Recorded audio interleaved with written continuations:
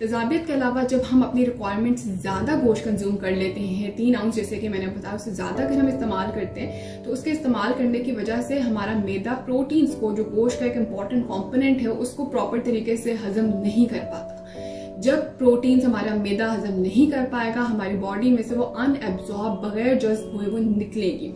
और उसकी सूरत में लोगों में डायरिया का मसला, गैस का मसला, पेट में दर्द की शिकायत लोगों में ज्यादा नजर आती है। अब जैसे कि पहले हमने डिस्कस किया कि लोगों में एसिडिटी का जो शरह है वो ज्यादा हो रही होती है। एसिडिटी के साथ साथ रिफ्लक्स का मसला आ रहा होता है कि जो भी चीज वो कंज्यूम कर रहे होते हैं, गोश्त ज्यादा इस्तेमाल करने की वजह से वो उनको रिफ्लक्स में लेके जा रही होती है, वॉमिटिंग की तरफ लेके जा रही होती है। अब अगर एक इंडिविजुअल को रिफ्लक्स भी है, उसको साथ में डायरिया भी हो गया, तो जो भी चीज वो कंज्यूम कर रहा है वो उसको वॉमिट के फॉर्म में भी एक्सक्रीट आउट कर रहा है और डायरिया के फॉर्म में भी एक्सक्रीट आउट कर रहा है। क्योंकि जब हम बहुत ज्यादा गोश्त का इस्तेमाल करते हैं, प्रोटीन्स उसमें डाइजेस्ट हमारी मैदा नहीं कर पाता और लोगों में डायरिया का मसला ज्यादा हो रहा होता है। इन दोनों सूरतों में, वॉमिटिंग और डायरिया की सूरत में, पेशेंट्स जो है वो डिहाइड्रेशन की तरफ चले जाते हैं।